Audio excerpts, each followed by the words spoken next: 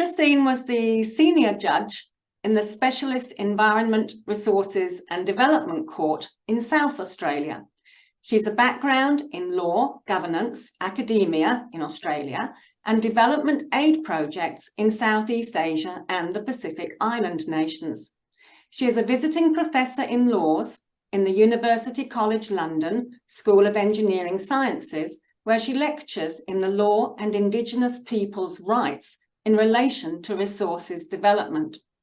She's currently a member of the board of the Environment Protection Authority in South Australia, and she's also recently consulted to Conservation International Fiji for the government of Fiji on blue carbon rights and benefit sharing. Christine has been a member of the Zonta Club of Fleurieu Peninsula since 2019 and is currently its vice president. We are also grateful to Christine, who was on the small team that developed the Zonta Says Now action guides. Please use the chat line if you have any questions. So I'm going to stop sharing my screen so as Christine can share hers. Over to you, Christine. Okay, thanks, Carol.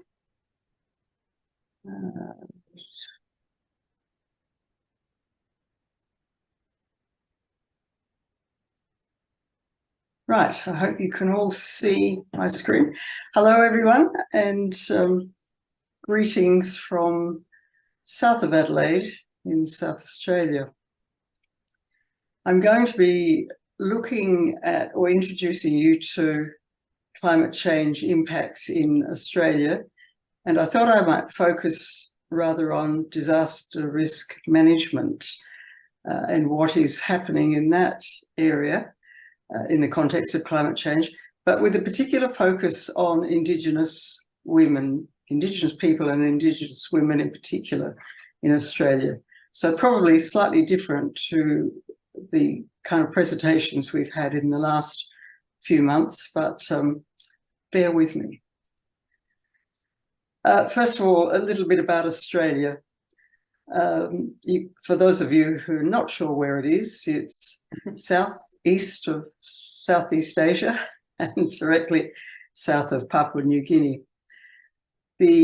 Australia is the smallest continent in the world and the largest island. It has an area of 7.6 million square kilometres and is the sixth largest country in the world. It is, as you can see if you look closely at this map, a lot of the central area of Australia is desert.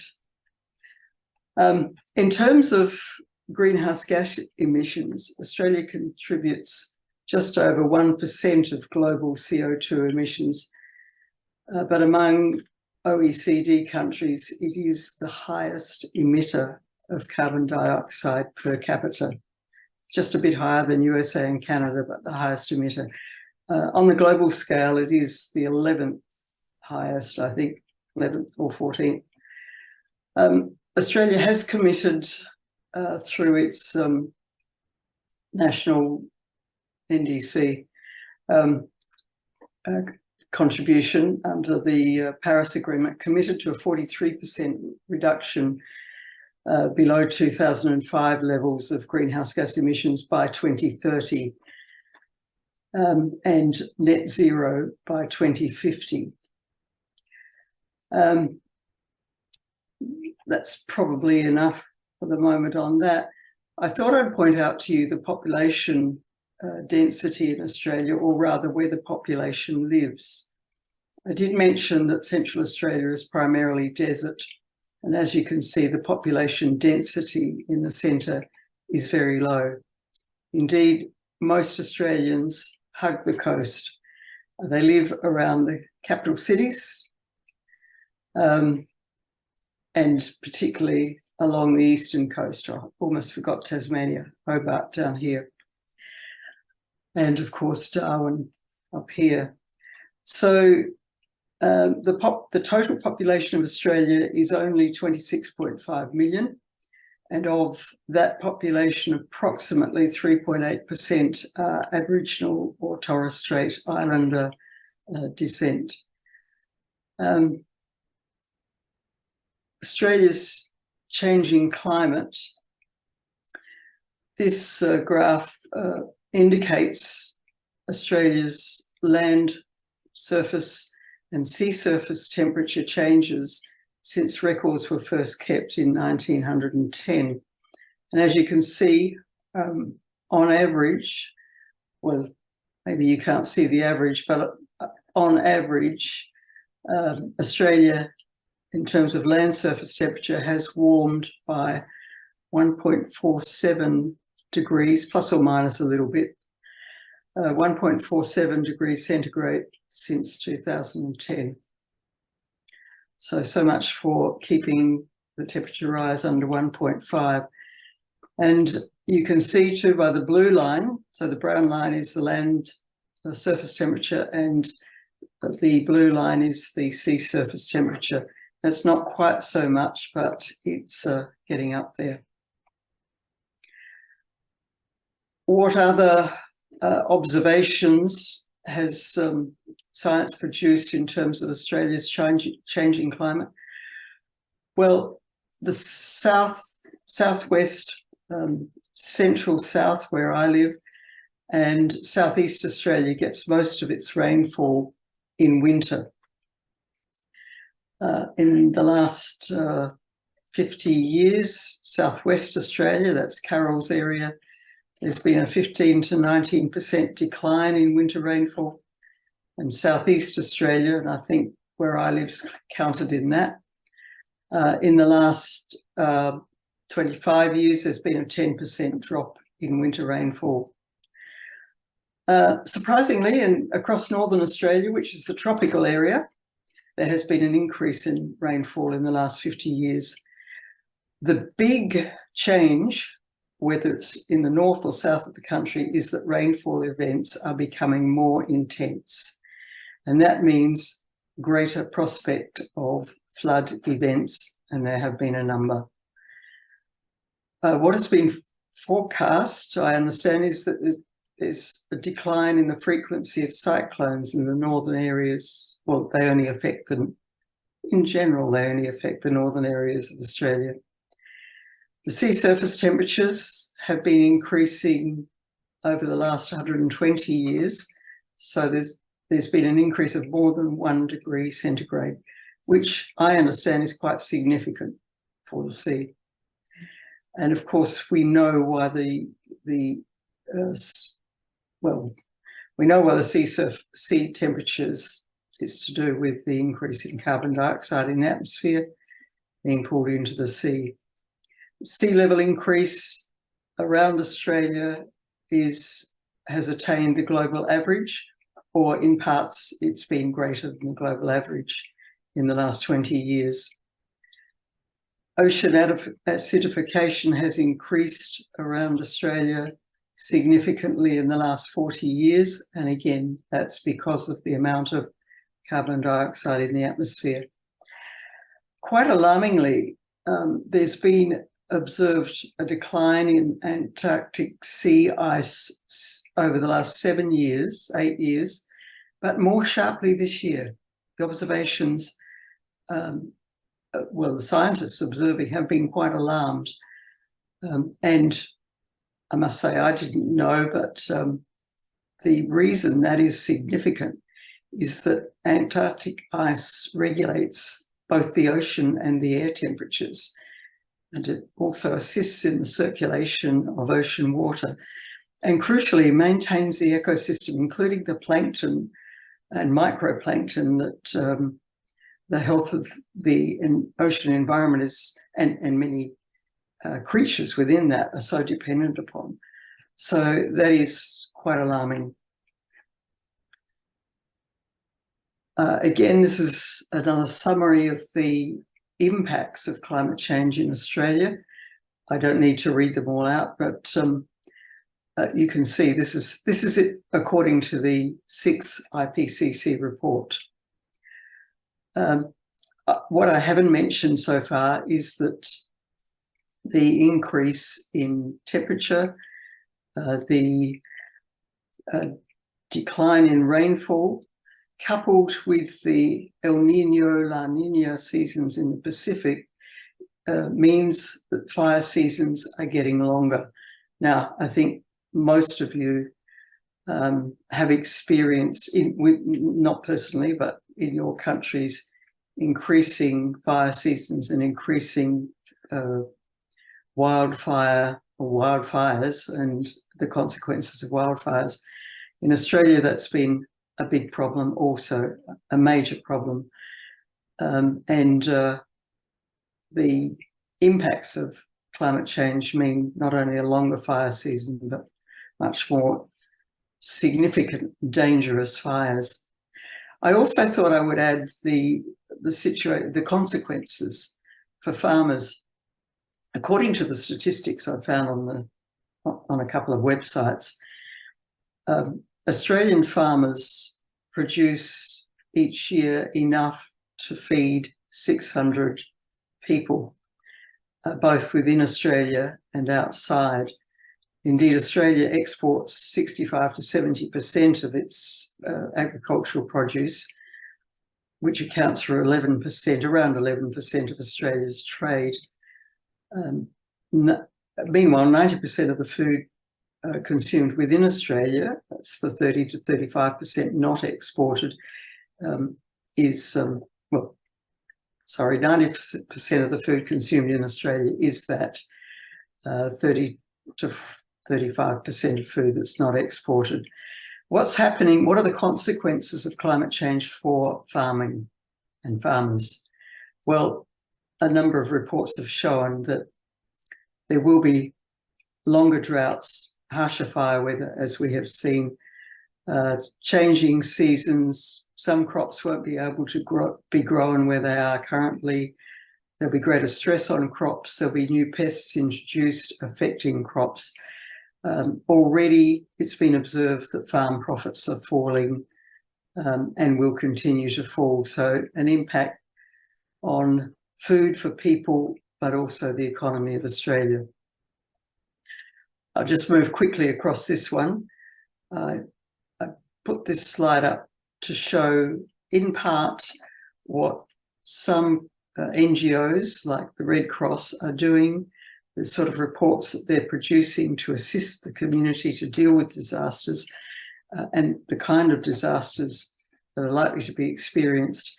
And then just a little fact or two about South Australia, the state of Australia where I live. Long been known that it's the driest state in the driest continent. We don't have much in the way of natural water resources, and we cleared a lot of our natural vegetation over the last 150 years or so, sadly.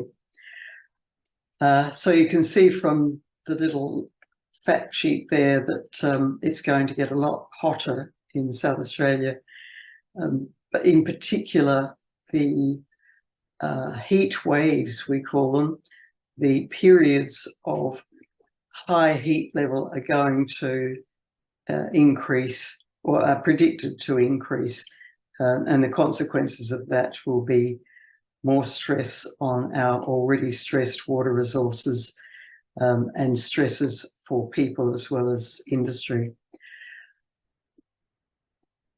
Each year there seem to be increasing disasters that are blamed on climate change, and I just thought I'd indicate some of the disasters in the first 6 months of this year. There have been floods in at least 2 states. There have been bushfires early in the year, but already a bushfire in the Northern Territory last week, significant bushfire. Last week also, Sydney was bedeviled by air pollution, smell and smoke from bushfires in anticipation of a long bushfire season. So this is clearing that occurs, burning that occurs to reduce the fuel loads to try and minimise the impact of inevitable bushfires during the summer season. Indeed, the Bureau of Meteorology has forecast for spring, which is what we're in now, a seriously increased risk of bushfires in Queensland, Northern Territory, New South Wales, and in parts of South Australia and Western Australia. Cyclones, we've had a cyclone in the north of Western Australia in the first half of this year, serious one, and Australia doesn't get much in the way of tornadoes, but there was a serious one in Victoria this year. Severe storms, recent severe storms, I think, again in the northwest of Western Australia, but there have been several severe storms with the consequent flooding, landslides, and so on. So again, you can see that climate-fueled natural disasters are forecast to cost Australia $39 billion Australian dollars per year by 2050. So that's serious. I want to look now quickly at the impacts on Aboriginal and Torres Strait Islander peoples. These are the world's oldest living cultures. The Indigenous people have been in Australia continuously for 65,000 years. Now, the majority of them live in urban areas in the south and east of Australia, but they are the predominant populations in that centre part of Australia that I showed you, which is mostly desert.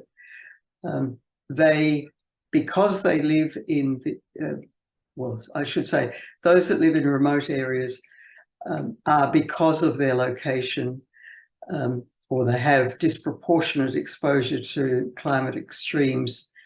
Torres Strait Islands is right up the northern tip of Cape York in Australia, so it's in the tropical zone where there's likely to be increased rainfall, therefore potential for increased flood events, sea level rise, and so on. It's important to understand that Aboriginal and Torres Strait Islander people have a very strong connection with the land. As they say, the land is part of them, they are part of the land. Therefore, they care for country, and caring for country is very important to them. They have a superb knowledge of their land because they consider they're part of the land and they care for country. That means anything that happens to the land, and indeed the environment, whether it's flora, fauna, or the soil itself, impacts significantly on Aboriginal and Torres Strait Islander people, their cultures, and therefore, in consequence, their mental health. So because of that underpinning, the impacts are different on Aboriginal and Torres Strait Islander people from those of us with European or other backgrounds who live in urban areas. So I won't go through all the implications, but some of the impacts that can have major implications for Aboriginal and Torres Strait Islander people with serious consequence for them, loss of biodiversity, because in part people do rely on biodiversity for cultural purposes, as well as for their foods, their traditional foods, not 100% reliance, but some reliance. The customary lands are very important to the different Aboriginal nations within Australia. So to lose their customary lands through, whether it's erosion or through sea level rise in coastal areas, has implications for them. The human health impacts of the changing availability of traditional foods is serious. Of course, everyone can adapt, but it takes time to adapt to different foods and reliance on different foods. And it takes a while to sort out what are the good foods to eat and what are those to avoid for health purposes. Extreme weather events, this is a big one. This can lead to damage to infrastructure. But the bigger problem is people living in remote communities are remote. Therefore, it is difficult to get assistance to them. We've seen that recently with floods in remote areas of Australia, with bushfires in remote areas. So that sometimes these people, the help takes so long to get to them, they feel as if they've been forgotten. Extreme heat and heat waves, obviously heat stress, everyone suffers heat stress, but for some Aboriginal and Torres Strait Islander people, they live in housing that has been poorly designed by bureaucrats, government bureaucrats, I am sad to say, and the housing has not been maintained well. This means there are real health challenges when it comes to extreme heat waves and really serious problems for people. With climate change, there will be a change in the areas in which particular disease-transmitting vectors live. And already we're seeing a rise in the rate of dengue fever, mosquito-borne, in areas of Australia, and there could be an increased risk of infection from other disease-transmitting vectors. Loss of drinking water security because of reduced rainfall, particularly in desert areas, is a potential problem, and one which is serious. Torres Strait Islands, I understand, are looking at increasingly relying on desalination plants. The consequences of that, increased reliance on fuel. The fuel has to be brought in from elsewhere unless sufficient solar or wind power can be established in those areas. I want to move on now to a joint position paper that was produced in 2020 by the group comprising national women's alliances across Australia. I probably don't have time to go through it in detail, but I want to just draw out some of the findings from this paper. This covered disaster recovery planning and management for women and their families and communities in all their diversity. So particularly looking at Aboriginal and Torres Strait Islander women, they do experience disasters differently, as I've tried to explain, because of their cultural connection to the land and to place, which is so important. So the severity of some disasters, natural disasters for them, is quite different from what it would be for me, a person with a non-Aboriginal background living in an urban or semi-urban area in my case. And then there is, I'm again sad to say, a problem in some Aboriginal communities with gender-based violence and also poverty. So Aboriginal and Torres Strait Islander women in the context of natural disasters and from climate change are going to face increased risk because of the multiplier effects of family violence and poverty. We mustn't forget that, as this report points out, that women take on extra care responsibilities in the context of the disaster recovery process. This can have multiple effects for women because it can delay their re-entry to the workforce. It can therefore reduce their opportunity for income and lead to poverty and stress within the home environment. Women's unemployment can result in unemployment or inability to resume employment. It can not only result in social isolation, but also poverty and depression that go along with that. Something that's common everywhere around the world, domestic and family violence seem to increase after disasters. One other thing that's important is that women suffer loss, grief and trauma differently from men. And they can suffer again when they provide help to other people and therefore suffer a secondary trauma through secondary exposure to that loss, grief and trauma. And finally, I just mentioned that there are gender and racial stereotypes about the role of women in emergency services and their leadership, which is unfortunate to say the least. But it was a great thing that this alliance has done to bring these, or to expose these findings. You might ask, what has happened in consequence of these findings? Well, we haven't seen it yet in the disaster recovery plans, but I understand there is some work being done. So what were the recommendations from this report? I've just picked out 4 of them. That the importance of recognising Aboriginal and Torres Strait Islander women's and communities' connection with a knowledge of land in recovery and response processes.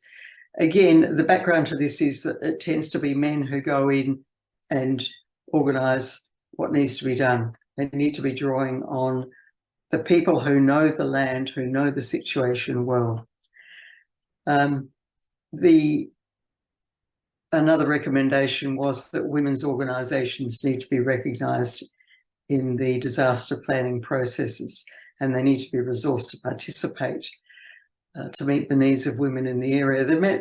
In this report, there were many examples of this, and I don't have time to go into it, but just picking out some points that were made. Another one was ensure that relief and recovery initiatives are responsible to the local environment. Women must be involved in the development and implementation of these initiatives. And the final one I'm going to draw to your attention is the need to provide training in gender sensitivity, domestic and family violence, and culturally appropriate responsiveness to frontline mental health workers. Something, again, that's not being picked up. Disasters affect people of different genders in different ways, but for too long this has been overlooked in the design of emergency management policies. This was something reported, 18 months ago or so. So finally, women are speaking out on the need to recognise the importance of recognising women's needs in disaster recovery. We haven't seen the consequences yet in disaster planning, but it's on the way, I do believe. Some good news stories, just pulling out the roles that have been taken by Aboriginal and Torres Strait Islander women in disaster recovery. I've put some photos up here. So there's photos of Indigenous rangers. There's a number of women, particularly in the Northern Territory, but right across the northern areas of Australia, working as rangers to protect country and culture. So these are in the Northern Territory, and these ones are in northwestern Australia, I do believe. Indigenous women of the Great Barrier Reef, they were awarded the Earthshot Prize last year, which is something that's run by Prince William in England, in the UK. Again, we have Indigenous firefighters. It's only fairly recent that a larger number of women have been encouraged, you might say, to join country fire services, which perform a great service in rural areas in Australia dealing with bushfires. And there are Indigenous women, and indeed in Victoria, another southern state of Australia, there's an all-female Indigenous Lake Tyers Aboriginal Trust Country Fire Authority. It's been running for 20 years, I was surprised to see. And then there's a new program called, again in Victoria, called Girls on Fire Incorporated. It's a program for girls aged 15 to 19 in emergency services to encourage them in terms of their development to become firefighters, which will give them a whole, or bring them into the culture of climate change, emergency services, and what needs to be done. So all of these things are really great to see. And finally, I just wanted to mention, as I started with, the role of the Red Cross and what the Red Cross is doing.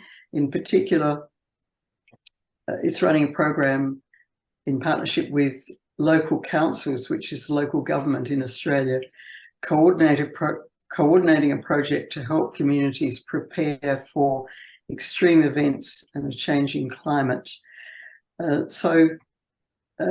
This is looking for climate-ready champions who will be trained to take action to help others become climate-ready. So these are some of the things that are happening in Australia in the context of climate change, helping us all to think globally about what's happening, but to act locally and bring that message together with our actions home. Thank you, Carol. Thank you.